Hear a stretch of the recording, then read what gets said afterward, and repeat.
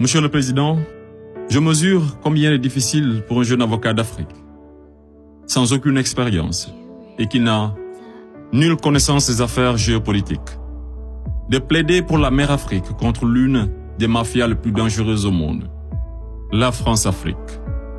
Cependant, quoique trop inférieur à mes adversaires, j'ose espérer que je serai tout de même en mesure de vous exposer clairement les faits, afin que vous n'ignoriez aucune partie de l'objet sur lequel vous êtes appelés à vous prononcer.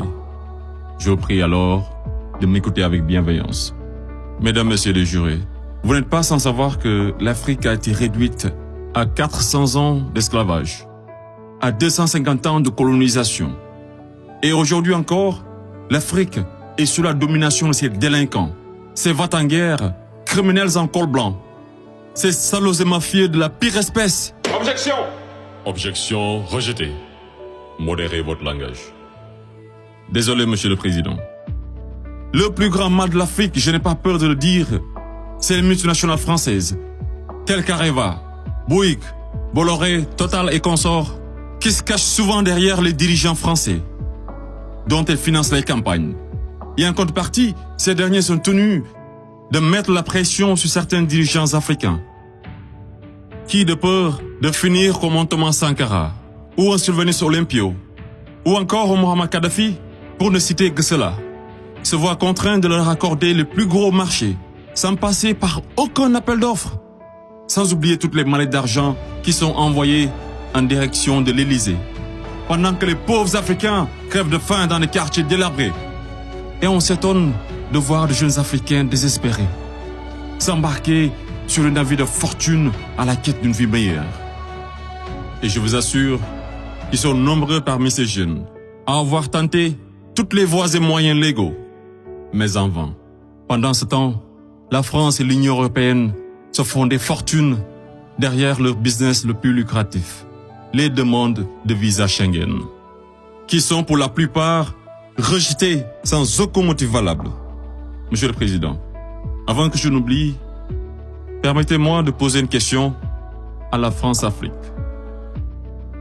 Parmi tous les leaders africains morts assassinés, pouvez-vous nous citer ne serait-ce qu'un qui fut réputé un grand ami de la France? J'imagine qu'il n'y en a pas eu. Mesdames, Messieurs les jurés, je vous laisse juger. Monsieur le Président, j'accuse la France, la France-Afrique, de crimes contre l'humanité, de crimes d'agression, de crimes économiques et d'avoir été derrière des crimes de génocide. La plupart des dirigeants français sous la Ve République me rappellent des propos d'un homme sage qui disait, je cite, « Les postes éminents rendent les grands hommes encore plus grands et les petits hommes encore plus petits. » Fin de citation. Et le pire d'entre eux, c'est ce nain assassin de Sarko, ce trafiquant d'influence, connu pour sa mégalomanie, l'homme aux scandales multiples, Bettencourt, Tapi, Kadhafi et j'en passe, ce criminel contre l'humanité, toujours en liberté, qui se la coule douce derrière les mélodies de la brune, alors que sa place se trouve à la haie.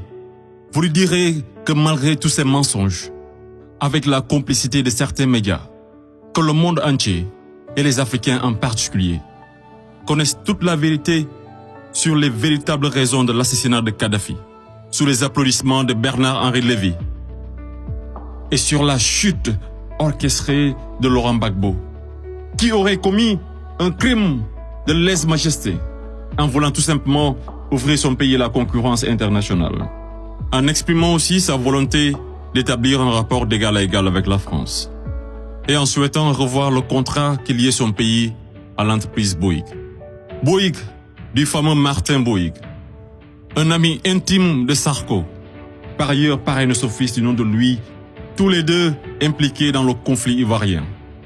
Ce n'est pas un hasard. Mesdames, Messieurs les jurés, ai-je besoin d'en rajouter un mot pour que vous compreniez ce jeu d'échecs qui se joue sur le dos de pauvres Africains, alors qu'ils doivent tout à l'Afrique?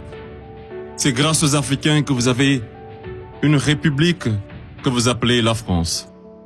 C'est grâce aux Africains que vous êtes enrichis. C'est grâce aux Africains que vous avez aujourd'hui votre statut de 5e puissance mondiale avec un droit de veto au sein de l'ONU. Et c'est encore grâce aux Africains que vous avez 2 Coupes du Monde à votre compte.